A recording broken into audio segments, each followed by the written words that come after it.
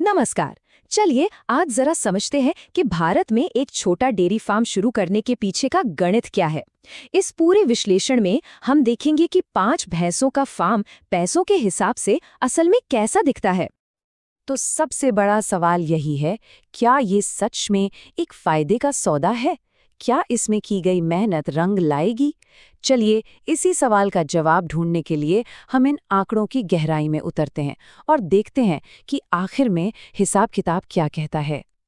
ठीक है, तो शुरू करते हैं। पर हाँ, एक जरूरी बात, ये जो भी आंकड़े हम देखेंगे ना, ये एक अंदाजा है। असली लागत और कमाई तो जगह, भैंस की नस्ल और बाजार के रेट के हिसाब से बदल सकती है। तो कोई भी काम शुरू करने से पहले सबसे पहले लगता है पैसा, मतलब शुरुआती इन्वेस्टमेंट। चलिए सबसे पहले इसी एक मुश्त खर्च का हिसाब किताब देखते हैं। तो ये रहा खर्चों का ब्रेकडाउन। देखिए सबसे मोटी रकम 4.5 लाख रुपए तो सीधी सीधी 5 अच्छी भैंसें खरीदने में ही लग जाएगी। उसके बाद उनके रहने के लिए शेड बनाने में करीब 75,000 और फिर चारा काटने की मशीन जैसे छोटे मोटे जरूरी सामान पर 15,000 का खर्चा। तो इन सब को अगर जोड़ दें तो फार्म को शुरू करने के लिए जो टोटल पैसा चाहिए वो है 5,40,000 रुपए। ये वो रकम है जो जेब से सबसे पहले लगेगी। चलिए ये तो हो गया एक बार का खर्चा। अब बात करते हैं उन खर्चों की जो फार्म को चलाने के लिए मतलब हर साल लगेंगे, जिसे ऑपरेटिंग कॉस्ट भी कहते हैं। अब जरा इस पर नजर डालिए। यहाँ साल भर के खर्चे बिल्कुल साफ हैं। सबसे बड़ा खर्चा कहाँ जा रहा है? पशु आहार और चारे पर। उसके बाद आता है मजदूरी का खर्चा और फिर बीमा, दवा, मेंटेनेंस जैसे दूसरे खर्चे। और ये चार्ट तो कहानी को और भी साफ कर देता है। देख रहे हैं, कुल सालाना खर्चे का लगभग 3/4 हिस्सा मतलब करीब 73% पैसा तो सिर्फ भैंसों के खाने पीने पर ही चला जाता है। तो साल भर के इन सब खर्चों को अगर हम जोड़ दें तो टोटल ऑपरेटिंग कॉस्ट बनती है 5,21,750 रुपए। मतलब फार्म चालू रखने के लिए हर साल इतना पैसा लगेगा ही लगेगा। अच्छा, खर्चे तो बहुत हो गए। अब आते हैं सबसे मजेदार हिस्से पर, कमाई। भाई इतनी मेहनत के बाद पैसा आएगा कहाँ से? तो देखिए कमाई का सबसे बड़ा जरिया तो जाहिर है दूध ही है। अब इसका हिसाब समझते हैं। हम ये मानकर चल रहे हैं कि एक भैंस एक दिन में औसतन 8 लीटर दूध देगी, तो 5 भैंसों का हो गया 40 लीटर रोज। लेकिन भैंसें पूरे साल तो दूध देती नहीं है ना? तो हम 280 दिन का लैक्टेशन पीरियड मान लेते हैं। तो इस हिसाब से साल भर में कुल दूध हुआ 11,200 लीटर।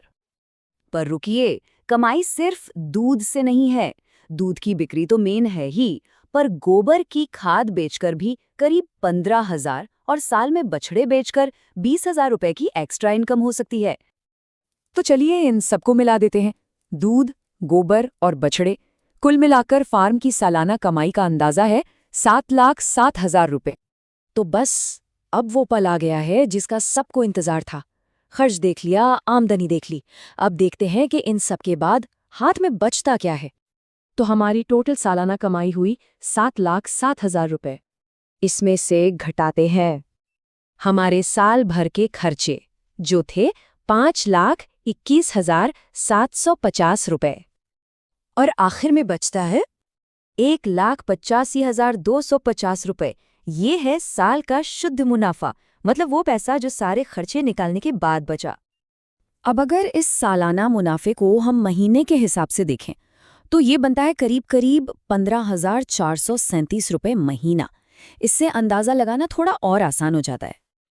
लेकिन ठहरिए, कहानी अभी खत्म नहीं हुई है।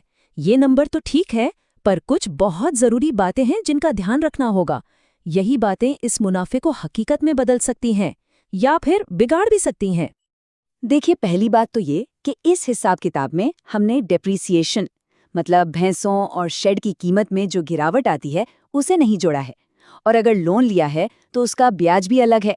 फिर दूध और चारे के दाम, ये तो मार्केट के हिसाब से ऊपर नीचे होते ही रहते हैं।